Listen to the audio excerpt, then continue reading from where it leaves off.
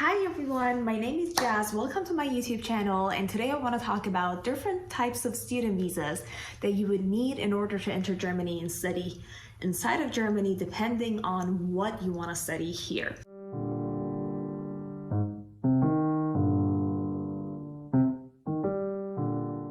First one is language course visa for students who are planning to move to Germany, come here and study German inside of Germany. And the second type of visa is student applicant visa, and the third type is student visa. So today we're not going to have time to talk about all of these different types of visas in only one video, but I'm going to be making videos on the rest of the types of student visas. So don't forget to subscribe to my YouTube channel and follow me on Instagram for more videos. And I'm going to be also talking about how to get your residence permit once you're inside of Germany. And I'm gonna be also talking about how to get your working visa and working residence permit inside of Germany later on the later videos. So first things first, you have to know that who needs to have this German language course visa, because obviously not everyone needs to apply for this visa in order to enter Germany. For example, if you're a citizen of the European Union, the US, Australia, Canada, New Zealand, South Korea, Japan, Israel, you don't need this sort of visa in order to enter Germany, and you can just come here without a visa. But if you are a citizen of the rest of the world, you have to apply for this type of visa in order to be able to enter Germany. So as we all know, Germany is Europe's second most populous country and is known to be the land of poets, thinkers, and great opportunities. But unfortunately, not every foreign student can come inside of Germany without applying to a visa. So listen carefully to see what you need in order to apply for this type of visa. All right, so some of you may ask, what is a visa? So a visa is an official document basically that allows a non-German national to enter and stay in Germany for a purpose of studying for a specific period of time.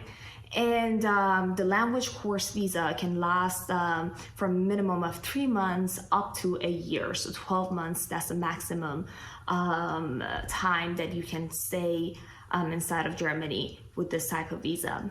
And in order to be able to apply to this type of visa, you also have to make sure that the German courses you're signing up to inside of Germany has a minimum of 18 hours per week. Otherwise, you're not able to apply for this visa. And also remember, you cannot convert this visa into a student or student applicant visa, or switch it into a work permit, or get any jobs with it and get paid for it, or apply for university admission or start university studies. You cannot do any of that with this sort of visa.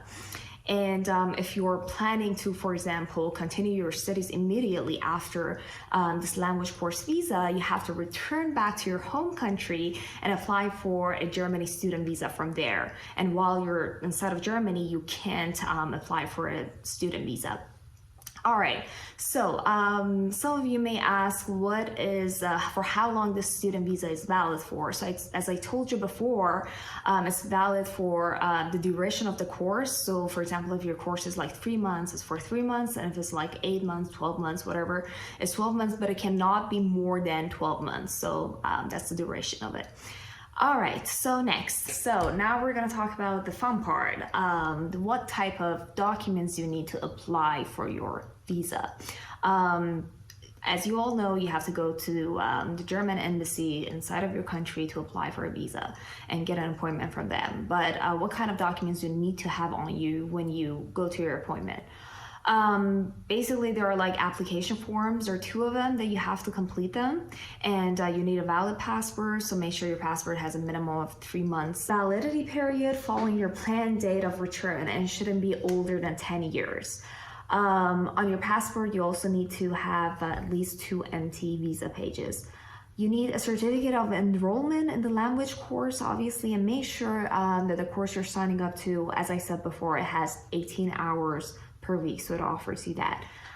So the fun part is a proof of financial means. Obviously, you need to be able to support yourself financially once you're in Germany. So if you have a personal financial statement for the last 3 months from your own bank account, you can show them that. So if you have like money on your bank account and you have enough money to support yourself for a year, you can get a statement from your bank from the last 3 months. Or if you have a scholarship award certificate, that's also acceptable. Otherwise, you can open up a blocked account. So a lot of people might not know what's a block account. I didn't know as well. So I'm gonna explain it to you. So as of October 2022, apparently the German embassy requires to put the amount of 11,208 euros inside a bank account called a block account, so that you'll be able to withdraw about 934 euros per month from that block account. So for the block account, if you want to know where to open it up, I would suggest you a website called Expatrio. I'm going to put a link below this video so you can check it out later. All right, so if you don't have any of those proof of financial means, you can still, if you have someone, for example, inside of Germany that wants to host you there, you can also show a letter of commitment by that person who wants to host you inside of Germany. Or if your parents are the ones who are going to financially support you, you can get a letter of declaration from your parents, and they just have to show their salary slips of their bank account transactions over the past 6 months. All right, so the next thing you need is a health insurance for language course students. If you don't know where to get it from, I also have a website recommendation for you. It's Educator24 by Dr. Walter. I'm going to put a link below this video, but I personally got mine from Hansa Merkur, so I'm going to put a link to Hansa Merkur as well below this video. You can check him out and see which one is a more suitable one for you to apply to. Next, you need 2 recently taken portrait photographs of yourself and 3 photocopies of the ID passport pages, and a proof of accommodation. That's very important. So you have to think about where you're gonna stay in Germany in advance before you move there, or before you apply for a visa. For example, if you're gonna be staying at someone's place, you can get a letter from them, or if you're renting an apartment, you can show them the rental agreement and prove them that you're gonna have a place to stay at. And also you need an official letter of leave from the employer if you were working in your home country, and a proof of paid visa fee, which is 75 euros. All right, also make sure that you have 2 photocopies attached to each original document that you're taking to the German embassy in your home country. All right, so we are done with all the documents that you need to apply for the language course visa. Next, we're gonna move on to what do you have to do after you enter Germany.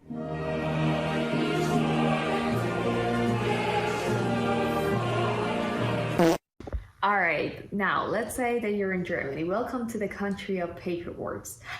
After your first week that you enter Germany, you have to go and visit an office that is called the registration office. And you need to register your address basically in this office. And you have to do it within the first 14 days that you enter Germany. Basically to get appointments, usually you have to check their website online, and also you have to check which one is the closest registration office to your address, and then visit that one. I would say it's more safe to always check their website and try to get an appointment for the first 14 days that you're in Germany. Otherwise, if there are no available appointments, I would say just go there in person without an appointment and see what they say. Maybe you have to wait in line or something like that, but you have to do it in the first 14 days. I'm gonna put a website under the video as well for the registration office in Berlin. But as you know, like, this is just for Berlin. So you can just see how it is for Berlin and then search the registration office in the city that you're gonna be moving in later yourself. So I'm just gonna put this one, the link to Berlin, And just so that you know how these kind of websites, registration office website looks like, and you can find the one in your city. Basically, from the registration office, you need to get a document that in German is called Anmeldung. And this document is usually needed to open up a German bank account, get a residence permit in Germany, get health insurance, German health insurance, or enroll in a German university, or sign a lot of contracts, for example, gas, electricity, and blah, blah, blah. So make sure you get your Anmeldung in time. And the documents that you have to take with you to the registration office is your obviously visa, a confirmation from your language course that you're attending a minimum of 18 hours per week of lessons, and your health insurance, and also you need your evidence of having enough money for the entire visa period of time that you're staying in Germany. All right, so this is all about it. Also make sure that once you're in Germany, every time you change your apartment, move from one apartment to another apartment, you always have to go back to the registration office and change your address. You have 14 days every time when you move from one apartment to another to go to this office. All right, so we're done with this. Now, let's see what kind of documents you need to apply to a residence permit in Germany.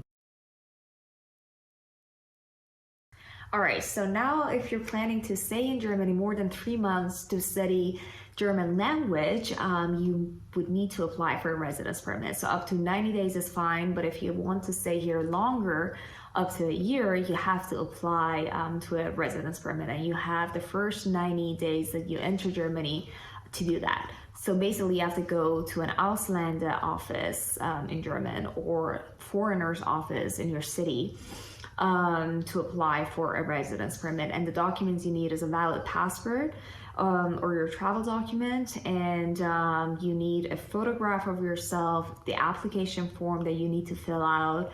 You need an evidence that you attended the language course, and you need a certificate of registration in the language course, and the agreement of the applicant with the language institution. You can get all of those documents from your language institution. Next, you need a health insurance coverage for the entire time that you're staying in Germany, and also you need proof of accommodation for the entire time again. And you need your Anmeldung, so basically the paper that you got from the registration office to register your address. And your rental contract is the same as proof of accommodation. There's nothing extra to that. And you need to prove your financial means again. So that's 11,208 euros at least a year that you have to prove that you have that kind of money with a blocked account, personal bank statement, a letter of declaration from your parents or a host family, or scholarship certificate, so they can all work. All right, so with all of that, you can apply for your residence permit, and hopefully you're gonna get it. So some of you might ask, what's gonna happen after I'm done with my German course? Basically, you have to take, if you want to continue your education in Germany and apply to a university or a college inside of Germany, you have to take a certain type of exams or tests to prove your language skills. And you have to make sure the type of the exam you're taking is approved for German college or universities and is acceptable. So I'm just gonna list the name of the exams that are acceptable inside of Germany and are recognized certifications. And so the first one is Test of German as a Foreign Language, or Test DAF. The second one is Goethe Institute German Language Diploma. It's GDS. Or TELC examinations. And last one is a DSD. So it's basically German language diploma of the Standing Conference of the Ministers of Education and Cultural Affairs. Basically, DSC can be DSD1 or DSD2, depending on whether you want to go to college or to a university. If you want to apply to a college, you would need to have a DSD1, which DSD1 is basically A to B1 level of German, and you can apply to a college by that, and the college, they can prepare you for university. But if you're planning to go directly to a university, you have to apply to DSD2, and DSD2 corresponds to B to C1 level of German. So you can go directly into a university, apply to a university with that. Alright, so this is all about it, and hopefully you enjoyed this video. If you enjoyed it and you want to know more about the other types of visas, residence permit, working visa, and permit in Germany, make sure to subscribe to my YouTube channel. I'm going to be posting regularly from now on. Yeah, so till next time, goodbye.